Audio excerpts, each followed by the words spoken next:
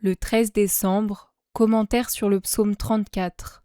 Jésus dit : Je parle à vous, mes chères victimes, qui avez besoin d'un ange consolateur, comme j'eus moi-même, pour vous exhorter à souffrir, car si mon esprit enflammé de charité tenait à faire la volonté de mon Père, je n'étais pas dépourvu des terreurs et des révoltes de la chair face à la souffrance. Vous aussi, petit Jésus, vous n'ignorez pas la dualité de l'esprit et de la chair. L'esprit crie : il faut s'immoler pour obtenir le salut. Et la chair gémit : pitié, je veux vivre et ne pas souffrir. Mais je viens à vous et je vous donne ma parole afin de fortifier votre chair aussi pour la douleur. J'ai pitié de votre chair aussi, car lorsqu'elle est un instrument de rédemption, lorsque l'Esprit de Dieu la possède et la pousse à son gré comme un brin d'herbe que le vent agite de son baiser, elle n'est pas une matière répréhensible, mais une matière sainte qui connaîtra la gloire dans mon royaume. J'ai sanctifié la chair aussi en la rachetant par ma doctrine et mon sang. Et celui dont la vie est fidèle à ma doctrine et qui ne se moque pas de mon sang, mais grâce à ce sang se perfectionne à mesure qu'il se purifie en lui, celui-là rend sainte sa chair aussi et agréable à Dieu. C'est la nappe de votre autel. L'autel, c'est l'âme sur laquelle l'esprit s'immole.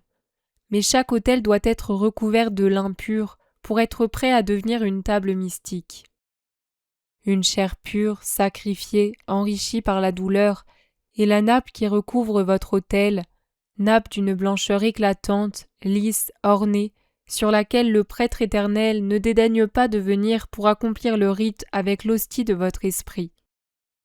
Ne vous attendez pas, ô chères victimes, à la gratitude et à la compréhension du monde.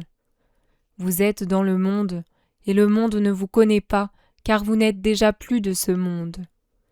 Voyez qu'en cela vous êtes semblable à votre Maître. Vous vous immolez pour le monde, et le monde vous regarde en hochant la tête et en vous couvrant de railleries, et en vous frappant de ses armes perverses. En cela aussi vous êtes semblable à moi. Le monde cherche à vous attirer dans des pièges dangereux par des interrogations sournoises qui semblent des louanges, mais qui sont des inquisitions aptes à leur mettre dans la main les pierres pour vous lapider. Répondez au monde par le silence et la patience, et s'il insiste dans sa méchante inquisition, pour se persuader en se sentant justifié de le faire et vous persuader vous-même que ce que vous dites est un blasphème, répondez : je fais ce que veut mon Père. Mes œuvres sont manifestes. Je n'agis pas dans l'ombre pour nuire. J'agis dans la lumière de la vérité. Si vous pensez que j'agis mal, faites-m'en la démonstration. Si vous ne le pouvez pas, parce qu'il n'y a pas de mal dans ce que je fais, pourquoi me frappez-vous ?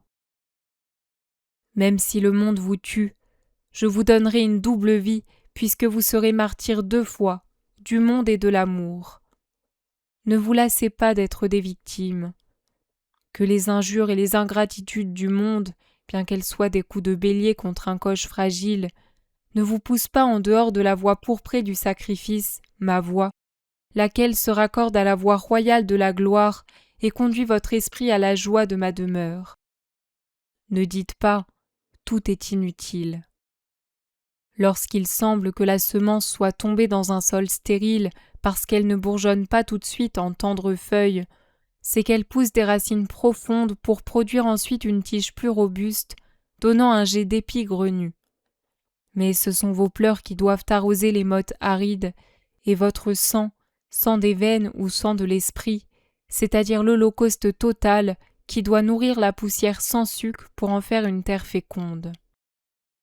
La prière est comme l'eau qui s'évapore sous les rayons du soleil et s'élève pour ensuite descendre nourrir la terre. Votre prière, et toute votre vie est une prière, s'élève sous la poussée de l'amour vers mon trône et fait des demandes pour vos frères et sœurs. Moi qui vois, et je ne me trompe pas, je la bénis et la renvoie à ceux qui sont dignes de la recevoir. Et si parmi vos frères et sœurs il n'y a que des ennemis de l'amour, c'est-à-dire des ennemis de Dieu et de vous-même, votre prière, que ma bénédiction a transformée en une grâce, revient vers vous et vous comble de biens célestes. Ne vous lassez pas d'appeler frères ceux qui vous traitent en ennemis. Les petits Jésus n'ont que des frères, même si les autres ne sont capables envers eux que de haine ennemie. Laissez les inconscients et ceux qui n'ont que la conscience de Satan accomplir leur œuvre. Vous, accomplissez la vôtre. Je veille et je juge, et je donne à chacun selon son mérite. Je vous ai parlé ainsi pour vous faire perdre vos illusions quant aux satisfactions humaines de votre vie de victime. Moi, la victime suprême, je n'ai jamais reçu, en 33 ans de vie, autant d'injures que pendant les quelques heures qui vont du Gethsémani à ma mort. Mais ce furent précisément ces heures qui firent de moi le Rédempteur, souvenez-vous-en. Pour l'instant, vous ne devez espérer qu'en moi pour votre réconfort.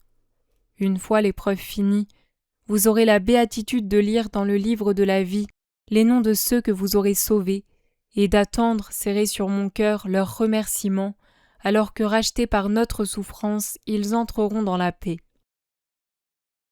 Jésus me dit : Je ne parle pas pour satisfaire une curiosité superstitieuse ou même simplement humaine. Je ne suis pas un oracle païen et je ne veux pas que vous soyez des païens. Je ne t'enlèverai donc pas la joie de ma parole, mais je limiterai ma parole à des points qui touchent uniquement à l'esprit, sans faire de parallèle entre lui et les événements présents ou d'un avenir rapproché. Cette lacune restera comme un avertissement pour beaucoup et durera aussi longtemps que je le voudrai. Mais si on devait faire un usage non spirituel de ton travail, je t'ordonnerai d'écrire pour toi seul, et au cas où tu n'obéirais pas, je t'enlèverai la parole. L'être humain corrompt tout ce qu'il touche. Ton Jésus est inquiet et sévère aujourd'hui. Pas avec toi, pauvre âme, mais avec ceux dont le cœur et l'esprit ne sont pas droits.